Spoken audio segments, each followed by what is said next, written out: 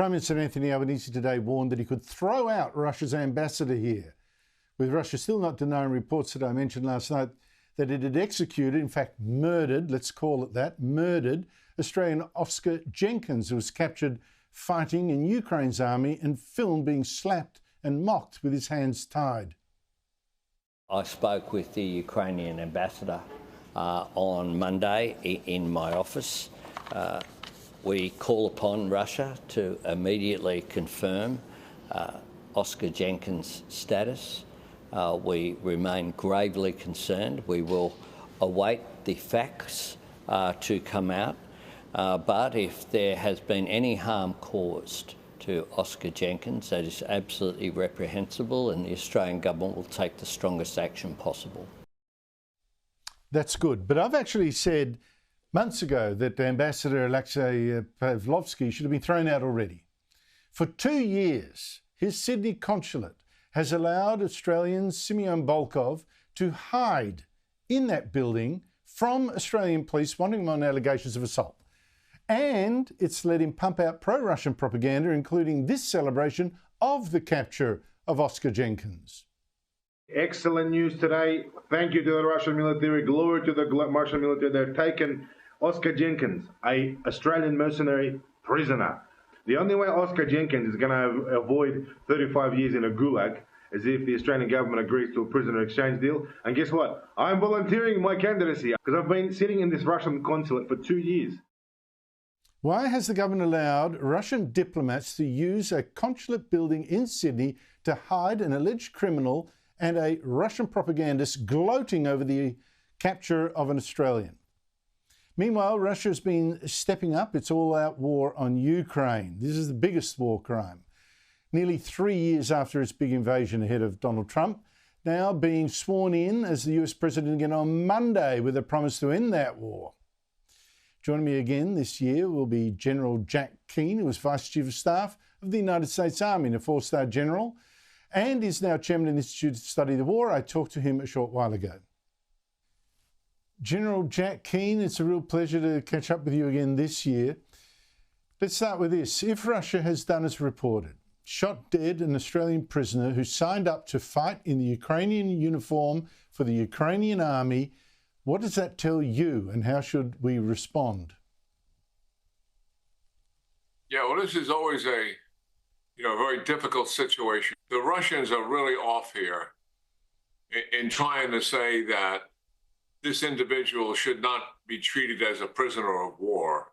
I mean, he's a volunteer to fight for Ukraine, fighting in their armed services under their flag.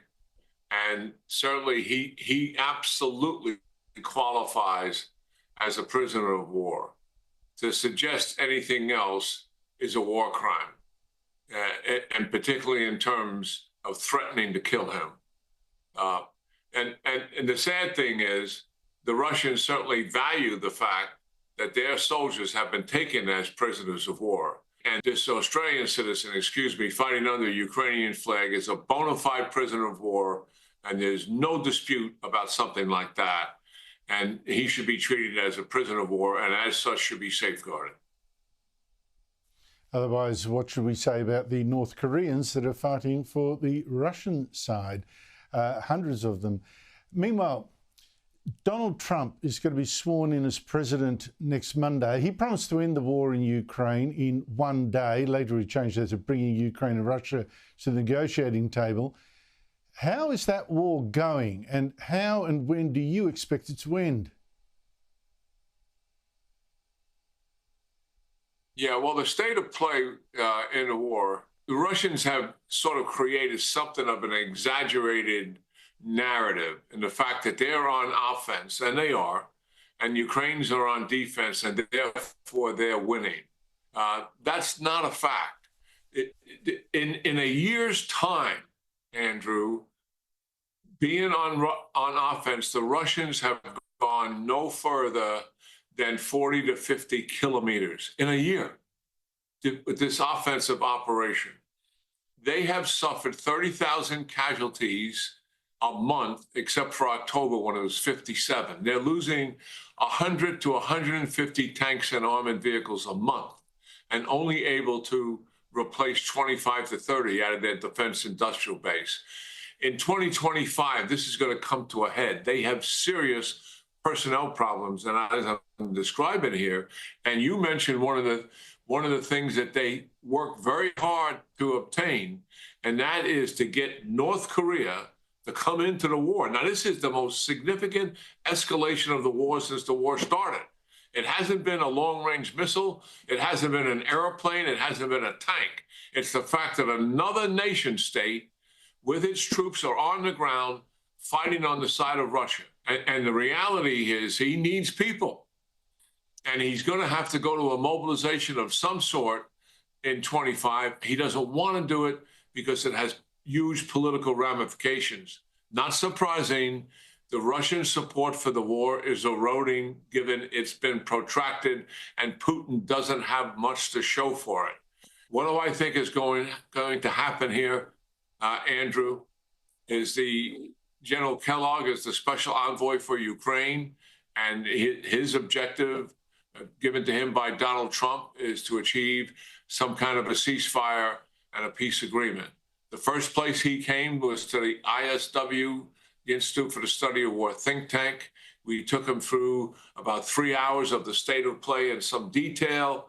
We discussed some negotiating things, and we also made the point to him, and this is vital, and he understands it, that any ceasefire or peace agreement that Putin makes, he looks at it as just a temporary pause so he can rearm, regroup, reorganize as much as possible, and a point when it's right for him politically, reattack.